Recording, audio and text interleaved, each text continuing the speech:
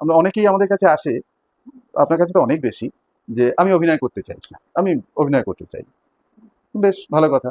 কিন্তু কারণ মানুষের বোধহয় একটা ধারণা আছে যে আমরা সকলেই অভিনয় করতে পারি। এই তো আমি বলি যে এটা ডাক্তার হতে গেলে এতগুলো বছর পড়তে হয়, ইঞ্জিনিয়ার হতে গেলে অভিনয়টা কি ওভারনাইট সবাই পারে? এটা তো হতে পারে না, পেছনে আরো আরো অনেক অনেক খাটতে তো হয়। হ্যাঁ, এবং সেটা তো যারা আপনার সামনে আসছে, আপনার কাছাকাছি এসে পৌঁছতে পারছে, আপনি তো নিশ্চয়ই তাদের বলবেন। কিন্তু যারা সেই সুযোগ পাচ্ছে না, আমাদের এই কথাগুলো শুনছে, তাদের কোন ধরনের মানসিক প্রস্তুতি থাকা দরকার, যে যাতে তারা ভাবতে পারে বা বুঝতে পারে বা সত্যিকারের থিয়েটারে আসার মতো করে তৈরি হতে পারে, সেটা যদি একটু না, বলেন। বেশিরভাগ আসে ফর দ্য রং রিজন, একদম রং রিজনের জন্য আসে।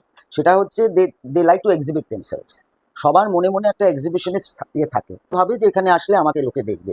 আমি তাদের বলি যে ওরা কিন্তু তোমাকে চায়নি দেখতে, তুমি চাও যে ওরা তোমাকে দেখবে, তাহলে তোমার দায়িত্বটা কোথায় ভাবতে পারছো?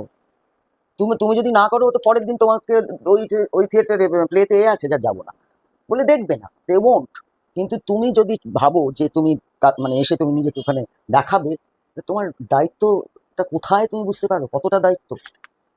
সেইটা যদি মাথায় থাকে, কারণ দিস ইজ, তা না হলে এত এই যে একটার পর একটা দেখে তো তারা, অনেকে আবার আসে থিয়েটার না দেখে, দেখেও জানেও, কেন ওয়াই না অভিনয় করতে চাই। আমি বেশিরভাগ সময় দূর দূর করে বের করে দিই, কিন্তু যদি তাও বলি তাহলে বসো বসো, ওয়াচ। আমরা কি করে শিখেছি? Just sitting and watching.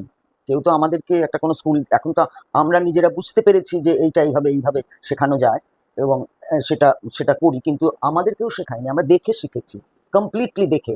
বসে বসে থেকেছি, এক রিহার্সালে আমার কোনো পার্ট নেই বা সেই নাটকে নেই, তাও কোনোদিনই অ্যাবসেন্ট হয়নি, এসে বসে দেখেছি। এবং তখনও কিন্তু আমার ছেলে ছিল, আমার সংসার ছিল, সব ছিল, এবং চাকরি করতাম। ইটস নট দ্যাট যে আমার এভরিথিং ওয়াজ হাঙ্কি ডোরি। সেই বাসে করে আসতাম, এসে ওটা করে তারপর আবার বাসে করে বাড়ি যেতাম। কেন? একটা ইন্টারেস্ট ডেভেলপ করে গেছিল, এবং সেটা তখনই বুঝতে পেরেছিলাম ইটস নট দ্যাট ইজি। এইটা এইটা আপনি বলতে পারেন, যখন আমি উৎপলদার ওখানে নাটকটা করতে শুরু করলাম, তখন ওই আস্তে আস্তে ওই উপলব্ধিটা হয়েছিল যে এটাকে দাঁড় করাতে, এই জায়গায় আমি তো ঢুকে পড়লাম, হয়ে গেছে, ইটস নট ইজি। তার পেছনে প্রত্যেকের প্রত্যেকের কতটা অ্যাপ্লিকেশন আছে, অ্যাপ্লিকেশন না থাকলে হবে না।